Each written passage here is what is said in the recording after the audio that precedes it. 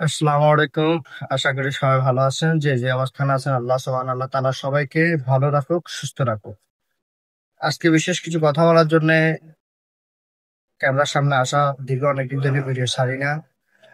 যে ইন্টারনেটে ঢুকলে দেখা যায় যে আমাদের দেশে আসলে পাগল ছাগল, যাদেরকে পাগল বলা হয়, তারা বড় বড় ইউনিভার্সিটিতে পড়াশোনা করে। আর যারা মানসিক পাগল, সেটা অন্য কিছু। কিন্তু যে পাগল গুলাকে পাগল বলে গণ্য করা হয়, এরা বড় বড় ইউনিভার্সিটিতে পড়াশোনা করে। আচ্ছা, এই যে পাগলগুলো, এত শিক্ষিত পাগলগুলা দুনিয়াতে কোনো কিছু না পেয়ে আল কোরআন কেন পায়? ওরা কি বুঝাতে চায়? এরা কোরআনকে লাথি মারে, ছিঁড়ে ফেলে দেয়, এবং কি কোরআনকে নিয়ে ভাঙ্গ করে। তো এই পাগলগুলো বাংলাদেশে কেন আসে? আর কোনো দেশে আসতে পারে না? আর পাগল বুঝি শুধু কোরআনটাই দেখছে, আর কিছু দেখে না? অন্যান্য ধর্মের কিতাব আছে, অন্যান্য ধর্মের বই আছে, এগুলা না দেখে সাথে কোরআন দেখে।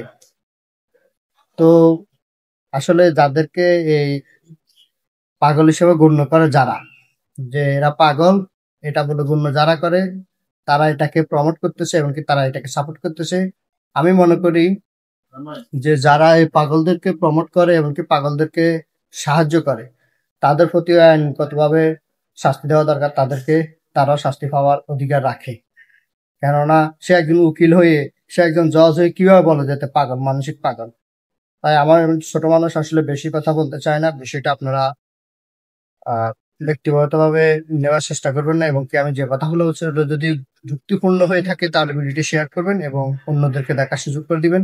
কারণ এসব পাগল এই দুনিয়াতে থাকার কোনো, বেঁচে থাকার কোনো অধিকার রাখে না। এই পাগলদেরকে যারা প্রমোট করে তারা বেঁচে থাকার অধিকার রাখে না। তাই বিষয়টা দেখবেন। আল্লাহ হাফেজ।